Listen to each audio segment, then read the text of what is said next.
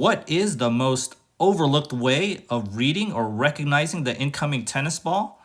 Well, I'll give you a hint. It's not all about sight. So let's take a look at this point real quick. I'm the one about to serve. Daniel is the one about to return.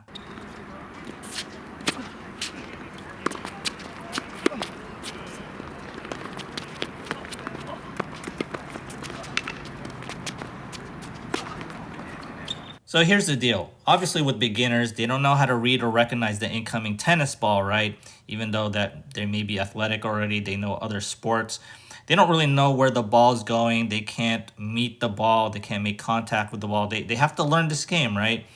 But also a lot of intermediate players, they may not recognize a good amount of balls out there.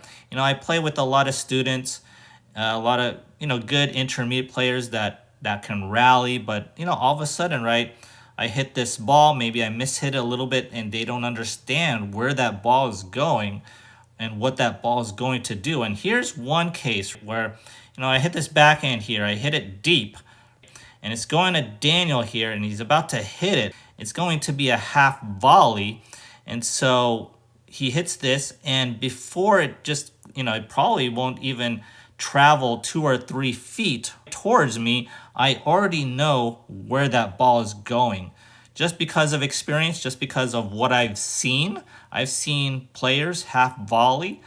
But the thing is, what is the most overlooked way of reading or recognizing the incoming tennis ball? And I think it's the sound of the ball, the sound, right? You got to hear it. So when I heard this ball, I know pretty much instantly that that ball is just going to float very short, and it's just not going to do much when it bounces, right? So right when Daniel hits this, I know instantly that I have to move and jet up. I have to turn the burners right now and try to retrieve this ball. And a lot of players won't be able to just do this, get up here. And I think a lot of it is because of the sound. They just don't hear it. And with the sound of the ball, it's kind of like when you're, in a race, right? And there's this, referee that shoots a gun, and then that's when you start the race.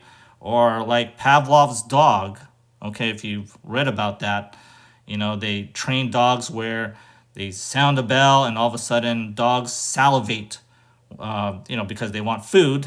It's kind of like that, right? It's kind of like that where I hear the sound. It's like it's a mishit. It's kind of like a rock being thrown to a wall or something. I can't describe the sound. It's definitely a ball hitting the frame. And I know instantaneously that I have to run up because there's this massive underspin on it and it's going to travel short. And a lot of it is just sound. So do you recognize the sound? When you hear a topspin, it should be a little different versus a slice. And a powerful first serve should sound like very, very different than a second serve slice, right? The first serve sounds like a sonic boom sometimes. So you have to be very aware of everything, right? You have to be aware of, what Daniel hit here. It's a deep ball, okay? Very short backswing, very short and abrupt follow through. Obviously, sight is very important. The traveling ball is very important. You got to see the ball, right? But I think you have to hear the ball as well. And I think a lot of players just miss out on the sound of the topspin, the sound of a mishit, the sound of a slice, the sound of a volley, the sound of everything in tennis. And you really got to make note of that. Even in this video, right? This camera was mounted on the fence here, and the microphone picked it up, and I know already that it's a mishit ball traveling short. So are you aware of the sound of the ball? And I think that is a big way of recognizing the incoming tennis ball. If you enjoyed this video, kindly do me a favor and hit that like and subscribe button. As always, thanks for watching, and I'll see you next time.